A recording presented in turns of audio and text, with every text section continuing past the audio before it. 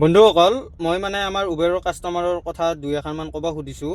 মানে আমাৰ লগত এনেকুৱা হয়, গাড়ীখন বুকিং কৰিলে, বুকিং কৰাৰ পিছত আমি গ'লোঁ, লোকেশ্যন পালোঁ, লোকেশ্যনত যাই কেনে আমি কাষ্টমাৰটো উঠাই লৈ ঠিক আহি থাকোঁ, ঠিক খুব মাজতে আমাক কৈ দিয়ে, ভাইটি গাড়ীখন ৰাখি দিবাচোন, এই ঘৰৰ কাৰণে বজাৰ কৰোঁ, অলপ চব্জি বজাৰ হওক, কিবা হওক, কিবি হওক, আমাক তেনেকুৱা কৰে। আৰে তেনেকুৱা কৰিলে আমাৰ লগত নিমিলে নহয়। আমাক দিছে উবেৰে পিক আপ টু ড্ৰপিং।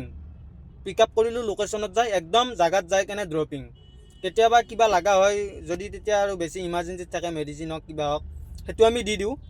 কিন্তু সেই বুলি আৰু ঘৰৰ বজাৰ কৰিব, কিবা কৰিব ভাই গাড়ীখন বুকিং কৰি, সেইটো কথা নহয়। আৰু আমাৰ যিমান কেব চালক আছে, উবেৰ ড্ৰাইভাৰ আছে, মই গোটাখিনিকে এই কথাটো আহ্বান কৰিলোঁ, যাতে আপোনালোকে কোনো কাৰণতে এইটো সুবিধা নিদিয়ে কাষ্টমাৰক।